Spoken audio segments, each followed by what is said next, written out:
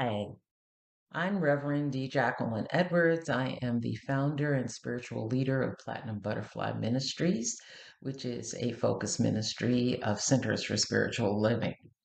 I want to start by expressing gratitude, deep and humble gratitude to Reverend Dr. Robert Brzezinski for being an ally and for having this brainchild to present these short-ish videos about people that we want to remember and recognize in this month of February. Black History Month, specifically in the United States, but also this idea of Black History Month is one that is also celebrated in other places on the planet, including, for example, Great Britain. And I'm going to probably throughout give you these nuggets for you to go check out because that is one of the most important ways that we get to expand our personal knowledge and then apply that knowledge in our everyday living. So, yes, Black History Month is not only celebrated in the United States, it's not always in February, but it's celebrated in other places on the planet. And so, your opportunity is to go check that out and see where some of those places are. So, circling back to gratitude, thank you, thank you, thank you, Robert, for inviting me to participate in this series for the month of February. The person that I've selected to talk about today is Mary Jane McCloud Bethune. Now, I've selected her for a few reasons. I feel like she's someone that I grew up with. She's a name that my mother threw out often because my mom wanted her children, and I feel like me in particular, to go to a historically Black college or university. And she specifically talked a lot about Bethune Cookman College. Now, while I did not attend Bethune Cookman College, and while it took a few years for me to really start to understand both the reasons why my mother promoted this idea of attending HBCUs, as well as for me to understand and apply the principles of Sankofa. Of Sankofa. Sankofa is an idea that says we reach back into our past to learn from our past and to apply those lessons as we go forward. And that is a piece that I also really want to emphasize for all of us, that this idea of Black History Month, wherever it may be, is much, much, much more than let's go see where people of color, African American people in particular, in this instance, actually did many, many, many, many, many things that contributed to, and I would want to say not only contributed to, but without which this nation as it exists today could not either exist or function or have the wealth that it has. And so it's a recognition and an acknowledgement of both of those things. A, that there were some Black folks that absolutely contributed to this country becoming what it is. And B, there absolutely are some Black folks who not only contributed, but without their contribution, this wealthy nation, at one point the wealthiest nation on the planet, would not have been all of that.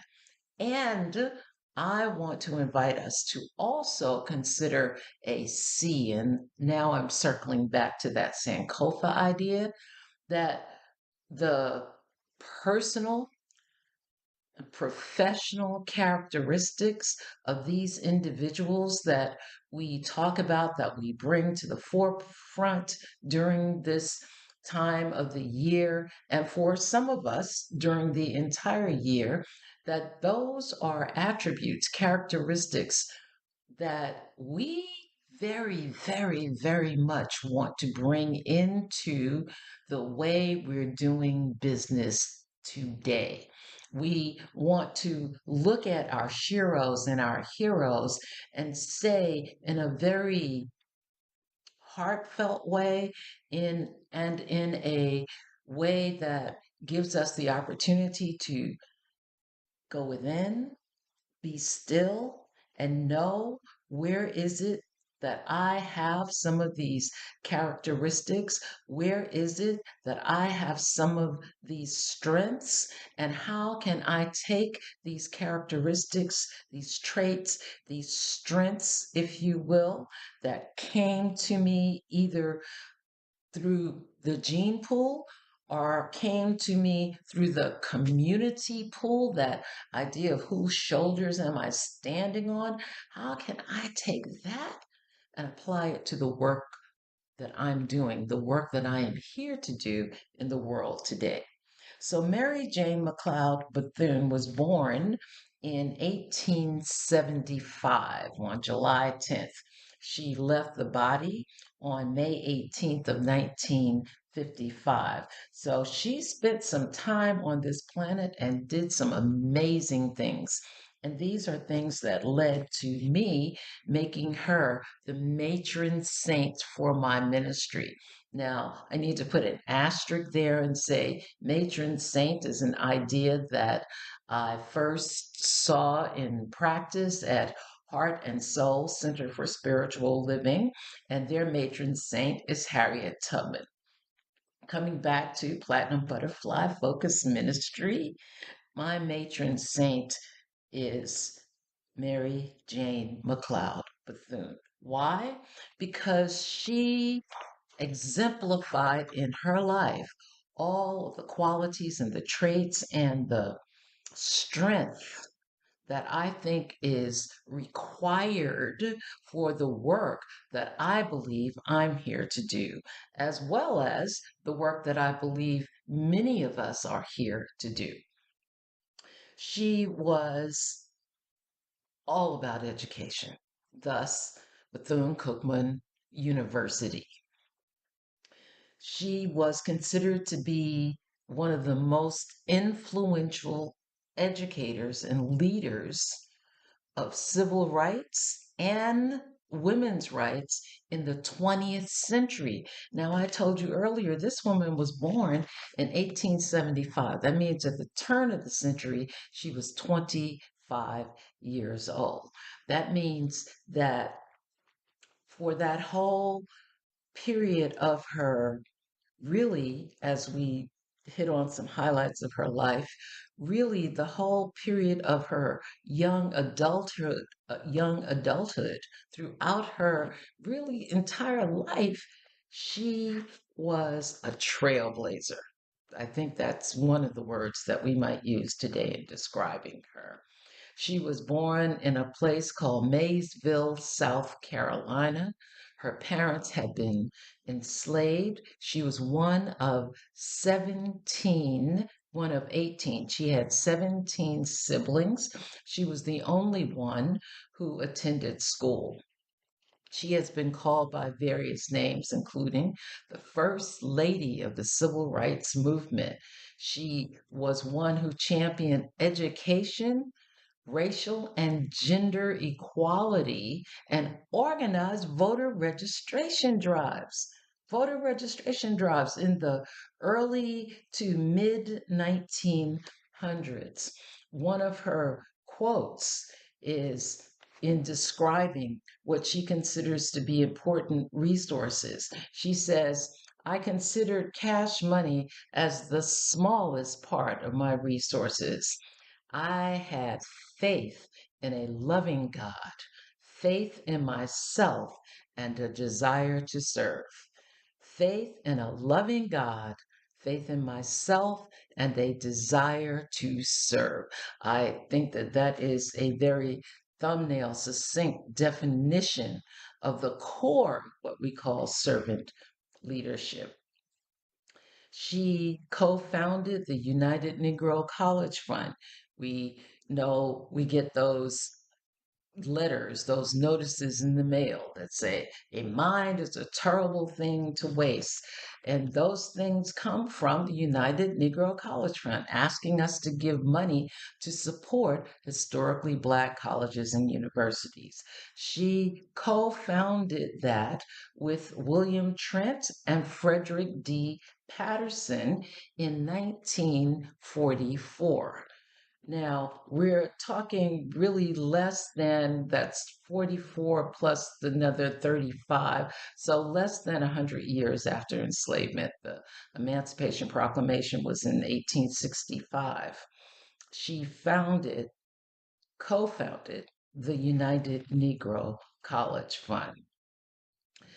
And at the same time that she recognizes that money is not her most important resource, that she recognized that she was a development officer, mm, magnifico, just magnificent. Her board of Bethune Cookman College consisted of these three people, along with some others, but I just want to call out these three. James Gamble, yes, of Procter and Gamble. Ransom Eli Olds, as in Oldsmobile.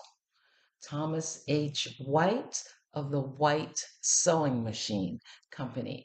She was able, through her strength, her persistence, and her consistency in showing what happens when people have the opportunity to be educated.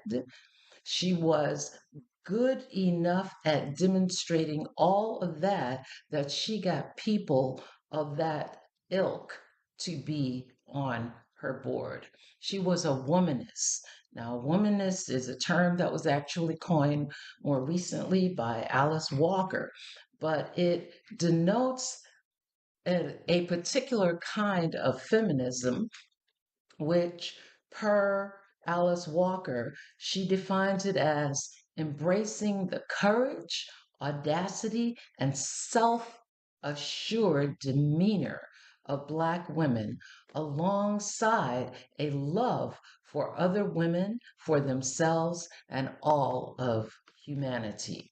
To that sister, Mary Jane McCloud Bethune, Mary Jane McCloud Bethune says, I believe that the greatest hope for the development of my race lies in training our women thoroughly and practically. I believe that the greatest hope for the development of my race lies in training our women thoroughly and practically. She was the only Black woman to participate in the founding of the United Nations. I'm telling you, sister, she was doing the things. As a voting rights advocate after the passage of the 19th Amendment, which gave, put in parentheses or brackets, or just in fact, white women the right to vote.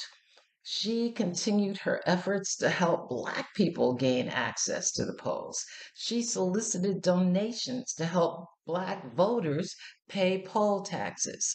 Okay, so when we ratchet forward and we come to people like Stacey Abrams, and we look at the work that she's doing, and we look at the idea that if there is an obstacle, let's find a way to overcome that obstacle. This woman said, "Oh, you got poll taxes? We'll pay it. We're not, we're going to have a two-pronged effort here. We're first of all going to attack the poll tax as what it is, a means of trying to disenfranchise people that have legally been franchised, if you will. But at the same time, because we have a goal in mind, we'll pay the poll tax, we'll raise the money, we will get the money to get that done." She led the first Black controlled organization with headquarters in Washington, D.C., which was the association. Now, remember when this was, we're talking um, back in 1928.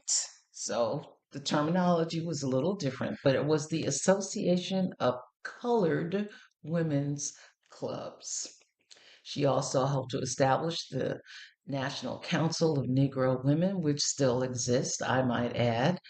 And she did a lot of work towards establishing something called the National Youth Administration under the Roosevelt administration. She lobbied so aggressively and effectively for minority involvement that she earned a full time staff position in 1936 at the National Youth Administration. Mary McCloud Bethune. In her determination, she received numerous awards, recognition. She received acknowledgement from what I'm going to call both sides, not even both sides, all sides of the aisle. This was a woman who everyone who encountered her, everyone who worked with her, everyone who had the privilege of supporting the work that she was doing recognized her as a shero, recognized her as, I know they weren't using that word then, recognized her as a powerful presence for good. I invite us to consider when we look at not just Mary McCloud Bethune, but when we look at all of our sheroes and heroes, not just in this month, but throughout the year, that we look at them with an eye towards that Sankofa principle, that idea that as I look back on where I came from, I am also looking back and capturing and internalizing and learning and practicing with tools, important tools and ideas that very much serve the world that I live in today and the work that I am here to do. Mary Jane McCloud Bethune. Thank you. Namaste.